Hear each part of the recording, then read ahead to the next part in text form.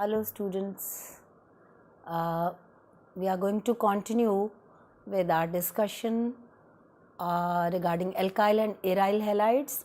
In that connection, we had already completed the preparation properties and the mechanism of the important reactions of alkyl halides, and today we are going to start with aryl halides. Aryl halides, what are these? Compounds. These are the compounds in which aromatic ring is going to be present. So, you all know that we have got chlorobenzene, bromobenzene, and there are so many other aryl halides which you have seen.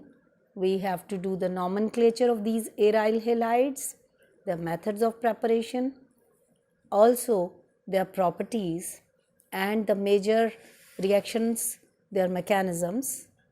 Also a few of the reasoning questions like the comparison of the reactivity of aryl halides with alkyl halides, vinyl halides, etc. So we are going to begin with the nomenclature of aryl halides. Here can you see it? This is chlorobenzene. What is the IUPAC name of this molecule? Actually, the common name and the IUPAC name of this is the same, that is chlorobenzene. Then we have got here what? It is the derivative of this toluene. So, meta positions occupied by bromine, it's known as metabromotoluene, and this we call as 1,3,5 tribromobenzene, and so on. Means you can give the position of the halogen atom or whichever other group is present onto the ring along with the that of halogen, and that will be the standard name of that molecule. So this is as far as the nomenclature is concerned. Next we are going to do the property, the preparation part of aryl halides. For the preparation of aryl halides, two major reactions we will be considering. One is direct halogenation, which we also call as nuclear halogenation. You can see it here that nuclear halogenation can be done by, say, for example, if I want to prepare chlorobenzene, then I'll be taking benzene, I'll be taking the halogen, that is chlorine here in this case, and the reaction conditions are to be very specific. Like I am to carry out this reaction at low temperature, in the absence of sunlight, and in the presence of a Lewis acid. You know that Lewis acid is also known in this case as a halogen carrier, and that will be giving us this compound from benzene, chlorine, and this Lewis acid, which is ferric chloride in this case. It will be producing chlorobenzene. So in this way I can prepare chlorobenzene from benzene. Usually what do we do is that we take certain iron fillings and halogen, and FeCl3 is generated in situ in the reaction, and chlorobenzene is prepared. Now if I have got limited quantity of chlorine, then I'll be obtaining chlorobenzene, but if excess of halogen is there, then in that case the reaction may proceed up to dye substitution state. And in this case, as you remember that chlorine group is ortho and para directing, therefore it will be producing ortho dichlorobenzene as well as para dichlorobenzene. So I'll be obtaining a mixture of these two products. This was regarding the direct halogenation, which is also known as nuclear halogenation.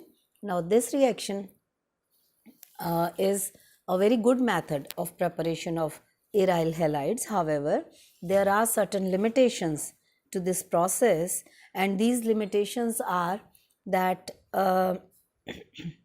usually, as we had discussed right now, a mixture is obtained that of the ortho and para products, which is rather difficult to separate, and secondly metabromotoluene, a molecule, if I ask you to prepare by this method, beginning with toluene, you will not be able to get this product. Why that's so? That is so because toluene, it is CH3 attached to the benzene ring, and if I brominate it, then the bromination will not take place at the meta position. It will be giving you ortho and para substituted products, but negligible quantity of the bromo product, because CH3 group is ortho and para directing. So I cannot prepare this specific product from here. So that means that compounds with specific orientation, they sometimes cannot at all be prepared by this method. We have to use certain alternative methods, or maybe a few steps, conversions can be done, but not direct halogenation. And another limitation is that aryl iodide also cannot be prepared because the reaction is reversible, so we cannot obtain good enough yield of aryl iodide, and we must carry out this reaction in the presence of certain oxidizing agent like nitric acid, so that the equilibrium reaction, that is the reversible reaction, equilibrium can be shifted to the forward direction. Otherwise the reaction will be giving us rather poor yields of aryl iodide. Now if you carry out this reaction under slightly different conditions, then side chain halogenation can also take place. For example, if I have got toluene here, and toluene is treated with chlorine in the presence of sunlight and the absence of the Lewis acid, that is just the reverse condition of what we had previously taken, then I'll be obtaining this compound, which has been obtained by sidewise substitution of this hydrogen of the CH3 group, so as to give me benzyl chloride. So this side chain product, which is benzyl chloride here, can be obtained under these conditions, and if halogen is supplied in excess, then 2 of the hydrogens can be substituted, or maybe even 3, to ultimately yield this product in which all the 3 hydrogens have been substituted. Another method of preparation of aryl halides, which is a good enough method again, that is from diazonium salts, and that reaction was worked upon by Sandmeyer, and hence is known as Sandmeyer's reaction. In this case, benzene diazonium chloride, you know this compound, this is a very reactive compound, so reactive that it does not remain stable at room temperature, and therefore you have to carry out the reaction at very low temperature, say only up to 5 degrees Celsius, otherwise this benzene diazonium chloride will begin to decompose. Now this benzene diazonium chloride when reacted with cuprous halide in the presence of the corresponding halogen acid will be giving you the desired product. In this case, if I want to prepare, for example, chlorobenzene, then I'll be taking benzene diazonium chloride, will be treating it with cuprous chloride and HCl, and I obtain chlorobenzene along with nitrogen here.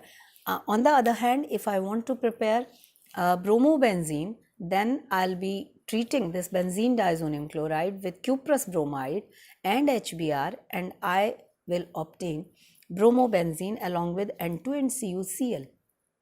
If you look at this reaction carefully, you'll find that here the halide ion from the cuprous salt will get attached to the benzene ring, and not this halide from the diazonium salt. By the way, this diazonium salt which is being used here, this has to be prepared in situ, and we'll see how can it be prepared, although you already know this, what is the diazotization process. But right now we are going to modify this reaction a little bit, so that if I can take benzene diazonium chloride, and instead of the copper halide, that is the cuprous halide, I use copper powder, freshly prepared copper powder, along with say HBr, then I can obtain bromobenzene, and if I use this copper powder in the presence of HCl, then I can obtain chlorobenzene, and this reaction is considered to be an improvement over Sandmeyer's reaction and is also known as Gettermann's reaction. And this reaction gives you good yields of aryl halides, hence an important reaction, important name reaction. You have already done it in your previous classes also.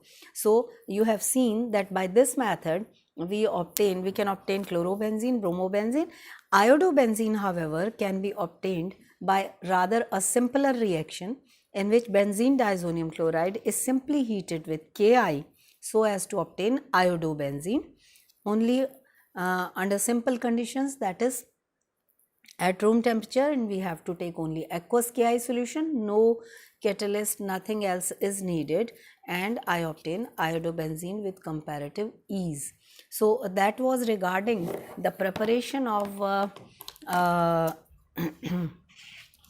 these aryl halides by Gettermann and Sandmeyer's reaction. If I want to prepare a fluorobenzene, however, then I have to use slightly different method, because you know that fluorine always behaves differently. The reaction which is known as Bols-Scheiman reaction, you must have heard about this reaction probably. So this Bols-Scheiman reaction involves the usage of this molecule. This is the salt of fluorine which is used here, and this N2BF4, if it is heated slightly, it will decompose, giving you fluorobenzene here along with BF3 and N2, as you can see. And this is again a this compound is obtained by diazotization reaction sort of this aniline, and this aniline, when treated with NaNO2 and HBF4, will be yielding this particular molecule. Again, this molecule being quite unstable, the reaction has to be carried out in between 0 to 5 degrees Celsius. Otherwise also, the diazonium salts which are needed for Sandmeyer or Gettermann's reaction, they can be prepared by the reaction of NaNO2 with HCl, yielding HNO2, and this HNO2 and HCl mixture is then directly put into aniline. I mean, you take three of these reactants, aniline, NaNO2 and HCl, you mix these three after putting them in ice so as to keep the temperature below 5 degrees Celsius, and you obtain the formation of diazonium salt, and those diazonium salts can then be used for preparation of aryl halides. So that was regarding the preparative methods.